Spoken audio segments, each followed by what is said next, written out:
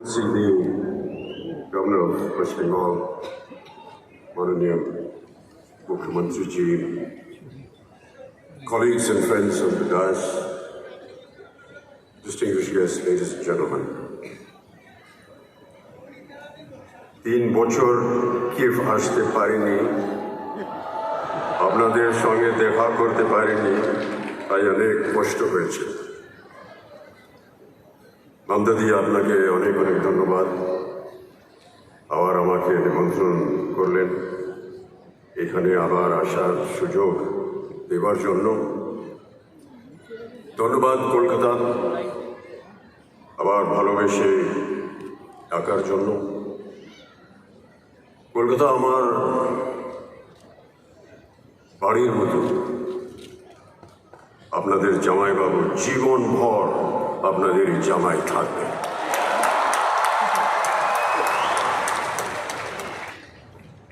A great joy for me to be here after 3 long years at the inauguration of yet another edition of Kolkata's prestigious International Film Festival. The festival, ladies and gentlemen, has always celebrated the inclusive spirit of cinema beyond the confines of what Gurudev Rabindranath Tagore called narrow domestic walls. I salute you, Kolkata, for giving me my first job. I salute you, Kolkata, for giving Jaya her first film in Mahanagar, directed by Satyajit Ray. But most of all, I salute you for your artistic temperament that embraces the essence of plurality and equality. This is what makes Bengal so special. আপনারা সবাই ভালো থাকুন, সুস্থ থাকুন, এই আমার আন্তরিক মনোকামনা। The pandemic, ladies and gentlemen, has indeed been ruthless, a gruesome situation we were unprepared to face. There was a sudden change in the status quo that altered the very dynamics of global economics, be it in the functioning of business or our film industry. So today we wonder what is in store for us in the future. Given all possible precautions, we can take heart from a checkered past in which, despite pestilence, wars, changing social dogmas and political turmoil, film industries all over the world have always propagated courage and faced every challenge head-on. Man, ladies and gentlemen, has always been a social animal, and the need to belong to a community and participate in a group of activities is a primal human need. Long before the advent of cinema, people turned to various forms of collective activity for entertainment, mainly centered around religious ceremonies and folk expressions. Be it the temple dances from South India and Manipur that gave birth to some of our major classical dance forms, or the North Indian tradition of the Ram Leela and the Ras Leela that married mythology and theatre in their most accessible formats. The tradition of kirtans and qawwalis were born at a place of worship, like temples and dargahs, to give communities a sense of companionship and solidarity. Compared to these age-old practices, cinema is a relatively newer phenomenon. Our first silent film, Raja Harishchandra, opened in the Olympia Theatre, Bombay, on the 21st of April, 1913, merely a few years before the dual setbacks of the First World War and the advent of the dreaded Spanish flu. Earlier, the Russian flu, often described as the first modern influenza pandemic, erupted between 1889 and 1892 and is believed to have killed more than 1 million people. However, 3 years later, once the danger had subsided, the world's first ever public screening of 10 of Lumiere brothers' short films took place in Paris on the 28th of December 1895. As with the current pandemic, the 1918 Spanish flu also spread through international travel on steamships and trains packed with soldiers returning from the First World War. In India, the disease arrived in Bombay on a trooper ship from Mesopotamia in May, peaking in October. Mahatma Gandhi, ladies and gentlemen, the chief architect of India's independence, was one of the millions who contracted the Spanish flu. Had he not survived India's struggles to shed the British colonial yoke, would have taken a drastically different turn. The virus, described by the media as the dog that did not bark but remained ferocious with every bite, is believed to have affected close to 1/3 of our planet's population. In India itself, an estimated 18 million people died during that time.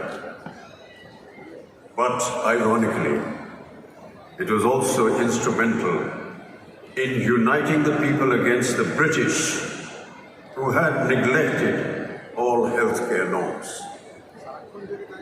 Despite these turbulent times, India saw the birth of its film industry that continues to fly the flag high in our 75th year of independence and has managed to keep the egalitarian spirit of cinema alive for over 100 years. Dada Saheb Phalke not only oversaw the production of Raja Harishchandra, but also of 23 other films between 1913 and 1918. The following year, in 1919, saw the release of the first Bengali language silent film, Bilwa Mangal, produced by Madan Theatre Company of Calcutta on the 8th of November. Yet, unlike Hollywood, the initial growth of Indian cinema was slow. Silent films in the West did occasionally touch on the subject of great contagious, including the bubonic plague, but mostly from the safe distance of a few hundred years. However, Indian cinema, unlike the West, had just begun taking its baby steps. And of course, our country's freedom movement was picking up pace at a rate much faster than what the ruling dispensation had foreseen. In 2020, Britain's World War I epic, 1917, directed and produced by Sam Mendes, turned out to be one of the front runners of the Oscars. And for many viewers of South Asian descent, the historical drama also offered a glimpse into the role of the Indian military who fought in the Great War. Sikh soldiers had arrived in the Western Front in 1914 and received worldwide news coverage of their valiant involvement in the First Battle of Ukraine. Yet, ladies and gentlemen, once the skirmishes were over, their contribution went wildly unrewarded. Britain, alarmed by domestic disturbances, imposed martial law on Punjab, ultimately leading to the Amritsar massacre of 1919 in Jallianwala Bagh. Many Sikh soldiers were left angry and let down by the British government. Christopher Nolan's film Dunkirk, a favorite at the 90th Academy Awards held in 2018, however, led to direct questions about the erasure of India from the Second World War effort. Any portrayal of Indian soldiers or references to their contribution were conspicuously absent. In India, too, the country's role in the global conflict tended to be overshadowed by the major events of the Indian independence movement that coincided with the war years. Nevertheless, Within this larger conversation about cultural retellings of two world wars, it is important to look at how India's film industry responded and how it filtered stories of valor and sacrifice through the prism of cinema and the country's own struggle for freedom. The message of India's solidarity with the Allies against the Japanese invasion was underscored in the 1946 film Dr. Kotnis Amar Kahani, which was directed by V. Shantaram. The film depicted the real-life experiences of 5 Indian doctors who volunteered to go to China as part of the medical mission during the Japanese invasion. Shantaram starred in the film as the titular Dr. Dwarkanath Kotnis, regarded as a war hero. The poster for the film, designed by renowned Indian artist S.M. Pandit, depicts the Buddha, serene and still, standing among the burning remains of war as a lasting image of hope and a reminder of historical cultural bonds between the two countries. The story, among several others, shows that even in the midst of its own struggle against the British, India shouldered its part in this momentous collective responsibility in the global fight against fascism. As native voices started being raised against British oppression and social injustices, often reflected in films of that era, it was inevitable that film censorship was born out of a raging fire and into the consequent clamping down on human rights. Ladies and gentlemen, early film stock, and many amongst my film colleagues would have noticed, had a compound called nitrocellulose, which was used in explosives as gun cotton.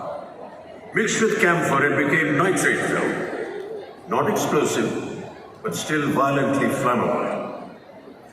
In 1897, a year and a half after the first ever film screening in the world, a nitrate fire at the Bazar de la Charité in Paris killed 126 people. A spate of similar incidents over the next decade resulted in the first world's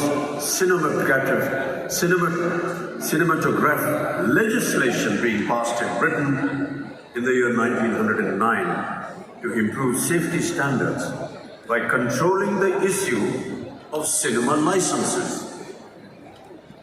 One kind of control led to another. Since the 1909 Act made licenses necessary for public screenings, local authorities used this to regulate not just the conditions in which the film would be screened, but also the content of the film itself. After a few confusing years with everyone making up their own rules, the British Board of Film Censors was formed in the year 1912. By this time, Indians were not only watching films, but also making their own films. With one eye on the freedom movement, the Indian Cinematograph Committee of 1927-28, chaired by a former Madras High Court Judge T. Rangaracharya, was the first inquiry into movie viewing, censoring, and exhibiting habits in the country. In 1921, there were an estimated just 148 movie halls. By 1927, this number had doubled. Despite Hollywood films accounting for roughly 80% of the shows in those early years, it was the Indian titles that really got the public going. Though Indian cinema wasn't exactly prurient in the 1920s and 30s, except for some passionate kisses, like the most famous one in Karma, made in 1933, involving a snake, and a tearful Devaka Rani trying to bring the comatose Himanshu Rai back to life. The British, however, had bigger problems to tackle than a few on-screen smackers. What they really dreaded was the threat of communal discord and the expression of nationalistic sentiment. Any mention of British excesses was forbidden, and enough reason to earn an outright ban. And of course, there was the ultimate Betedouan, Mohandas Karamchand Gandhi. Listed in the Journal of the Modern Picture Society of India in 1937 are several titles of banned newsreels featuring the Mahatma. In fact, Gandhi was the hidden subject of the first film to be proscribed in India. Released in 1921, the protagonist of Bhakta Vidur, with his Gandhi cap, khadi clothes, spinning wheel, was deemed to be a stand-in for the Mahatma. In 1939, Tyaga Bhumi met the same fate, as it portrayed what is perceived as the Gandhi of Tamil Nadu, sitting on a dais spinning with a charkha. In 1931, on seeing the word Swaraj in the title of Shantaram's film, Swaraj Toran or Thunder of Hills, and the poster of the film depicting Chhatrapati Shivaji Maharaj hoisting a flag, the head of the British Indian censor flew into a rage. This picture is banned, conveyed the censor board. But Shantaram's friend and film distributor Babu Rapa responded with the officials who demanded that the film be retitled, a few scenes be modified, and that the flag hoisting in the climax be entirely deleted. And therefore Swaraj Toram was renamed Udaykal and finally released. Armed with the proverbial pen, our filmmakers were fighting their battle against the hegemony of a haughty empire. Close to 24 films were released between 1921 and 1947 that either obviously or obliquely depicted the British as oppressors. The British Indian censors made every possible attempt to throttle such messages. To fight them, India needed to be socially united and progressive. That was precisely the message in the 1937 classic Duniya Na Mane, which also raised a voice against unfair marriages and advocated widow remarriage. The British censors interfered once again, ordering the removal of documentary footage of Vallabhbhai Patel making a speech about abstinence. Brandy Ki Botal, 1939, criticized liquor consumption and exhorted Gandhian morality, while Ghar Ki Rani in 1940 showed the dire consequences of aping Western traditions. Though these messages started receiving the support of the country's nationalistic leaders, the films had a very hard time at the censor board. Indian film directors were forced to find ways to talk about the ongoing freedom struggle without mentioning it directly. You must remember the famous song Dur Hato Hai Duniya Walo, the hit musical number from the 1943 feature film called Kismat. It was ostensibly made as a warning to the Germans and the Japanese, but the actual target was clearly the British. Historical films like Kumaji Nayak in 1926 that replaced the British with other invading forces, and social films like Apna Ghar in 1942, which spoke in a kind of code to Indian viewers, started several agitations all over the country. It wasn't just a case of official paranoia over feature films and newsreels. As the freedom movement picked up pace, the ruling members of the Raj became more and more inflexible. And the empire did not wait to strike back. As a counter-strategy to patriotic Hindi films, the British released English language films deemed objectionable to Indian sensibilities. The drum made in 1938 showed all Indians as untrustworthy and scheming against their British masters. Bombay City rose in revolt against its screening, with the frontier Gandhi, Khan Abdul Ghaffar Khan, demanding its immediate ban. The 1938 edition of Film India magazine called it a shameful affront to the frontier Pathans. The Lives of a Bengal Lancer, made in 1935, also met with stiff opposition in Lahore for its disrespectful portrayal of Muslims. Unafraid to retaliate, our cinema posters, they got bolder.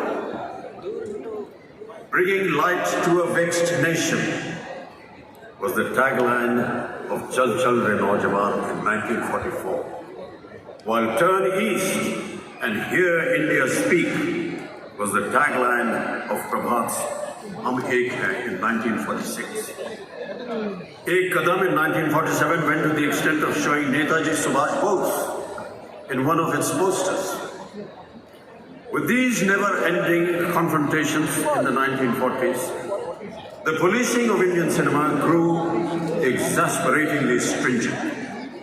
To put it mildly, over the rigmarole of 5 different censor boards setting up their own rules, things were chaotic. Finally, the 1952 Cinematograph Act set out the structure of censorship as it stands today, upheld by the Film Certification Board. But even now, ladies and gentlemen, and I'm sure my colleagues on stage will agree, questions are being raised on civil liberties and freedom of expression. Since those early times, there have been many changes in cinema content, production, star system, and the way films are viewed by audiences. Subjects have also been vastly varied. From mythological films, socialist cinema like the films of Bimal Roy, Chetan Anand and Raj Kapoor, with his Chaplin-inspired tramp as the protagonist, art house cinema, the advent of the angry young man of the 70s and 80s, viewed against the frustration of countless unemployed youth, to the current brand of historicals, couched in fictionalized jingoism, along with moral policing. The range has kept audiences reflecting on the politics and social concerns of our times through single screens, videos, multiplexes, and now the burgeoning OTT. Keeping in mind the new world order brought about by the COVID-19 pandemic, ladies and gentlemen, we will have to take into account how films are going to be made and watched in the near future.